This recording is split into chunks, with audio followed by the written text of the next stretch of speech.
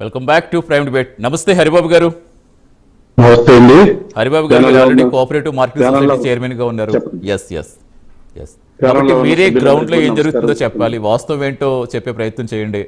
ఒక పక్కన జగన్ గారు ఏమో పెట్టుబడులు పెరుగుతున్నాయని చెప్తున్నారు, రైతులకు రాబడి ఎందుకు రావట్లేదని ప్రశ్నిస్తున్నారు. మరోవైపు నిజంగా పొగాకు రైతుల ఆందోళనకు అసలు కారణం ఏంటంటే వాళ్ళ అసంతృప్తి ఎందుకు ఉందంటారు? నేను ఒకటి సూటిగా అడుగుతాను. గత ఆయన 5 సంవత్సరాల పరిపాలనలో ఏ రోజైనా రైతుల గురించి పట్టించుకున్న పాపాలు లేదు. ఆ రోజులు మొత్తం కూడా ఆయన సొంత కేసుల గురించి ఢిల్లీ వైపు తిరగటం, లేకపోతే ఇంకొకళ్ళు హైదరాబాదు కేసుల చుట్టూ తిరగటమే ఆయనకి సరిపోయింది. అయితే ఆ రోజున ఏ పొగాకు రైతును పట్టించుకోలేదు, ఏ ఆక్వా రైతును పట్టించుకోలేదు, ఏ రైతుకు కూడా ఎంఎస్పీ ధరలు కల్పించలేదు ఈ జగన్మోహన్ రెడ్డి.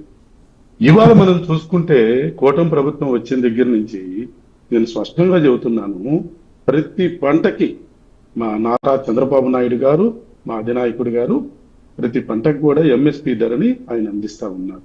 ఉదాహరణకి మనం చూసుకుంటే గత ఖరీఫ్ రబీ సీజన్లో ఈ ధాన్యం అనేది మీరు చూడండి 2389 రూపాయలకి సుమారుగా రాష్ట్రం మొత్తం మీద కూడా 15,000 కోట్ల రూపాయలతో కొనుగోలు చేయడం జరిగింది.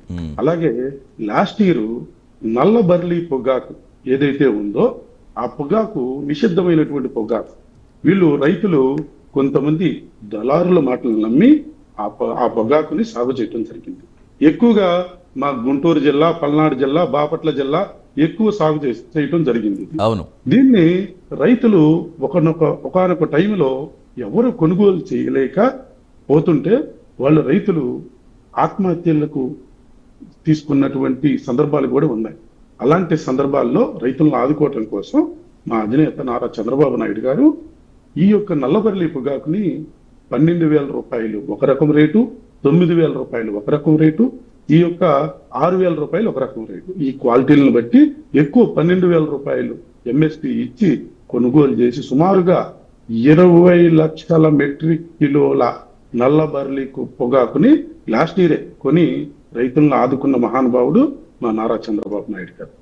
అలాగే ఈ యొక్క రబీ సీజన్ లో మనం చూసుకుంటే ఈ యొక్క రెడ్ గ్రామ్ కానీ, బెంగాల్ గ్రామ్ కానీ, అలాగే గ్రీన్ గ్రామ్ కానీ ఇవన్నీ పల్సెస్ మొత్తం కూడా నా ఫెడ్, అలాగే స్టేట్ లో మార్క్ ఫెడ్, జిల్లాలో మా డిసిఎంఎస్, వీటి ద్వారా అలాగే ప్యాక్లు, వీటి ద్వారా ఎంఎస్పి ధరలతో ఈ రైతుల దగ్గర నుంచి కొనుగోలు చేయడం జరిగింది. ఉదాహరణకి కందులు ఉన్నాయంటే ఈ బయట మార్కెట్ వచ్చి 7,000 ఉంటే ప్రభుత్వము 8,000 రూపాయలు పెట్టి ఎంఎస్పి రేటుతో రైతుల దగ్గర నుంచి కొనుగోలు చేసి రైతులను ఆదుకున్న ఘనత నారా చంద్రబాబు నాయుడు గారు, కూటమి ప్రభుత్వాన్ని. అలాగే ఈ యొక్క గ్రీన్ గ్రామ్ ఏదైతే ఉందో అది కూడా 7,000 రూపాయలు, 6,800 దళారులు కొంటా ఉంటుంటే దాన్ని సుమారుగా 8,768 రూపాయలకి కొనుగోలు చేసిన ఘనత ఈ కూటమి ప్రభుత్వానికి. అలాగే